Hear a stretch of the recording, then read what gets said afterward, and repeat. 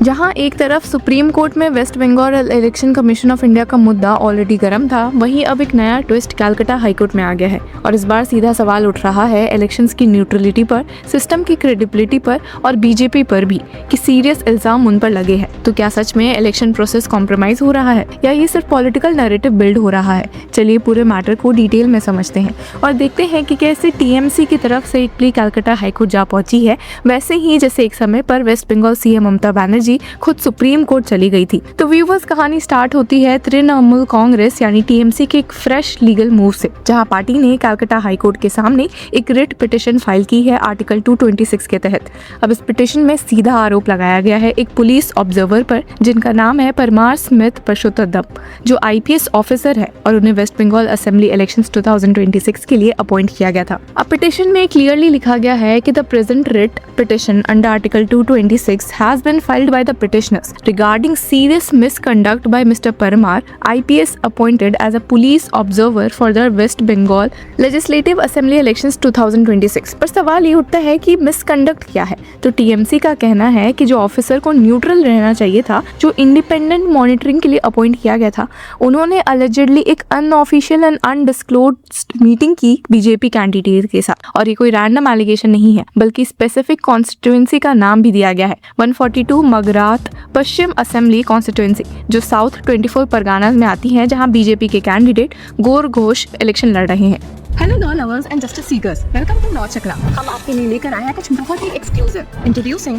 Law Chakra prime membership, जो आपको देगा exclusive access like never before. बनिए लॉ चक्रा की प्राइम मेंबर और अनलॉक कीजिए full potential of legal knowledge. अभी ज्वाइन कीजिए। अब पिटिशन का ये भी कहना है कि ऑफिसर का रोल क्लियरली डिफाइंड था, जिसमें उन्हें strict neutrality and independence maintain करना था, लेकिन इसके बावजूद उन्होंने बीजेपी कैंडिडेट के साथ प्राइवेट मीटिंग की जो उनके जुरिस्डिक्शन के अंदर ही आता है। और पिटिशन के वर्ड्स में क्लियरली लिखा था कि engaged in an undisclosed and unofficial meeting with Gaur Ghosh, a BJP candidate which falls within his assigned jurisdiction।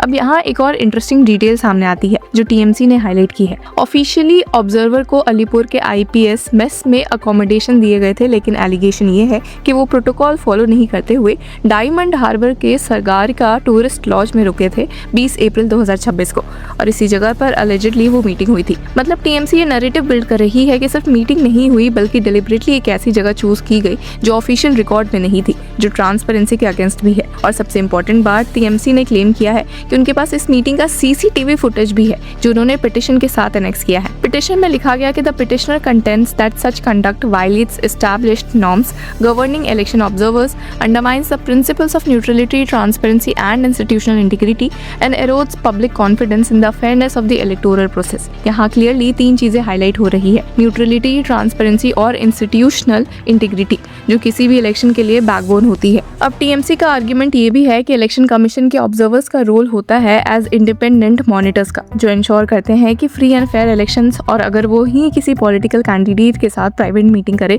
तो ये ग्रेव ब्रीच ऑफ ड्यूटी है। उन्होंने कहा भी कि any engagement with political candidates in a private and undisclosed manner is a grave breach of duty warranting judicial scrutiny. मतलब ये matter सिर्फ पॉलिटिकल एलिगेशन नहीं, बल्कि जुडिशियल स्क्रूटनी के लिए भी पुश किया गया है। अब जहां ये प्ली कलकत्ता हाईकोर्ट गई है, वहां एक सटल लेकिन इंपॉर्टेंट पॉलिटिकल एंगल भी है, क्योंकि इनडायरेक्टली ये एलिगेशन बीजेपी पर भी शैडो डालता है, क्योंकि मीटिंग अलेजेडली उनके ही कैंडिडेट के साथ हुई थी।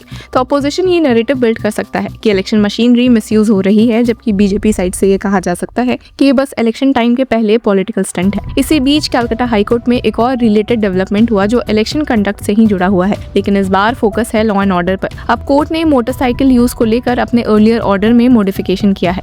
एक डिवीजन बेंच जिसमें जस्टिस शंपा सरकार और अजय कुमार गुप्ता शामिल थे, उन्होंने कहा कि सिर्फ मोटर बाइक रैलीज ही नहीं, बल्कि ग्रुप राइडिंग भी बैन होगी पोलिंग के दिन और उससे 2 दिन पहले। ऑर्डर के एग्जैक्ट वर्ड्स में, नो मोटर बाइक रैली और biking in groups shall be allowed during polling day 2 onwards. मतलब 27 अप्रैल से 29 अप्रैल तक ग्रुप में भी बाइक चलाना अलाउड नहीं होगा। और ये ऑर्डर चीफ इलेक्टोरल ऑफिसर के अपील पर आया है, जिन्होंने कहा था कि स्ट्रिक्टर रिस्ट्रिक्शंस जरूरी है पीसफुल पोलिंग के लिए, स्पेशली पास्ट इंसिडेंट्स को देखते हुए, जहां मोटर मोटरसाइकिल्स का यूज मोबिलाइजेशन और वायलेंस के लिए हुआ है। अब सीनियर एडवोकेट जिष्णु चौधरी ने कोर्ट के सामने आर्ग्यू किया कि ग्रुप मूवमेंट भी उतना ही प्रॉब्लमैटिक हो सकता है जितना rally, even if technically rally ना हो। कोर्ट ने इस कंसर्न को पार्शियली एक्सेप्ट भी किया और रिस्ट्रिक्शन का स्कोप बढ़ा दिया। लेकिन इंटरेस्टिंगली इससे पहले जो सिंगल जज का ऑर्डर था 24 अप्रैल का, उसने इलेक्शन कमीशन ऑफ इंडिया के ब्लैंकेट बैन को स्ट्राइक डाउन कर दिया था। सिंगल जज ने ऑब्जर्व किया था कि पूरी तरह से मोटरसाइकिल मूवमेंट बैन करना लीगल बेसिस के बिना है और ये डिस्प्रपोर्शनेट है, स्पेशली उन लोगों के लिए जो डेली कम्यूट के लिए बाइक्स पर डिपेंड करते हैं। कोर्ट ने कहा था कि रैलीज को बैन करना जस्टिफाइड है, लेकिन आम लोगों के मूवमेंट को रिस्ट्रिक्ट करना ओवररीच है। इसलिए सिंगल जज ने कैलिब्रेटेड रिस्ट्रिक्शंस अलाउ किए थे, जैसे कि रैलीज पर बैन, पोलिंग के 12 घंटे पहले पिलियन राइडिंग्स पर लिमिट और पोलिंग डे पर रेगुलेटेड यूज। साथ ही एग्जेम्पशंस भी दिया गया था एसेंशियल सर्विसेज के लिए, जैसे डिलीवरी, पर्सनल और ऑफिस गोअर्स। अब डिवीजन बेंच ने इसमें सिर्फ एक मॉडिफिकेशन किया कि ग्रुप बाइकिंग भी अलाउड नहीं होगी, क्योंकि ये भी लॉ एंड ऑर्डर डिस्टर्ब कर सकती है। साथ ही कोर्ट ने ये भी क्लैरिफाई किया कि order specifically 2026 West Bengal elections के लिए है और ये ब्रॉडर कॉन्स्टिट्यूशनल क्वेश्चन डिसाइड नहीं कर रहा कि आर्टिकल 324 के अंदर इलेक्शन कमीशन ऑफ इंडिया की पावर्स कितनी वाइड है, मतलब वो इशू फ्यूचर के लिए ओपन छोड़ा गया है। कोर्ट ने ये भी डायरेक्ट किया कि अथॉरिटीज सर्वर कॉपी के बेसिस पर तुरंत इम्प्लीमेंटेशन करे ताकि पोलिंग से पहले क्लैरिटी हो। तो एक तरफ हाई कोर्ट इलेक्शन कंडक्ट को रेगुलेट कर रहा है ताकि पीसफुल वोटिंग हो सके, और दूसरी तरफ वही कोर्ट अब एक ऐसे एलिगेशन को सुनने वाला है जो डायरेक्टली इलेक्शन की फेयरनेस पर सवाल उठाता है। और ये पूरा सिनारियो एक लार्जर पिक्चर दिखाता है, जहां इलेक्शन सिर्फ पॉलिटिकल कंटेस्ट नहीं रहे बल्कि लीगल बैटल्स का भी एक मेजर बैटल फील्ड बन चुका है। अब टीएमसी का ये मूव स्ट्रेटेजिक भी लगता है, क्योंकि जब सुप्रीम कोर्ट में भी इलेक्शन कमीशन ऑफ इंडिया के रूल पर सवाल उठ रहे हैं, तब हाई कोर्ट में स्पेसिफिक इंसिडेंट्स को हाईलाइट करना एक प्रेशर बिल्ड करता है। और अब देखना ये होगा कि क्या कोर्ट इस अलेज्ड सीसीटीवी एविडेंस को क्रेडिबल मानता है, क्या कोई प्रिलिमिनरी इंक्वायरी ऑर्डर होती है, या फिर इसे एक पॉलिटिकल एलिगेशन मानकर डिसमिस कर दिया जाता है।